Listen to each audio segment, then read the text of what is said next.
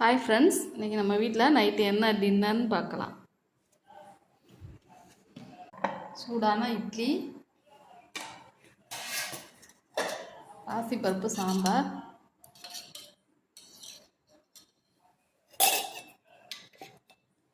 தேங்காய் சட்னி, காஞ்ச மிளகா போட்டு அரைச்ச தேங்காய் சட்னி.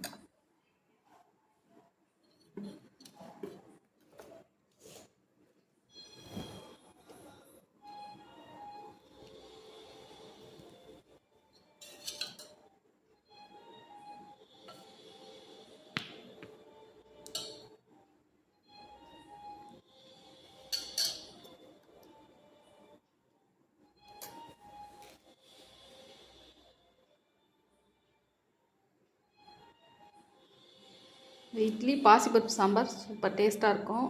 சூடான இட்லியில் சாப்பிட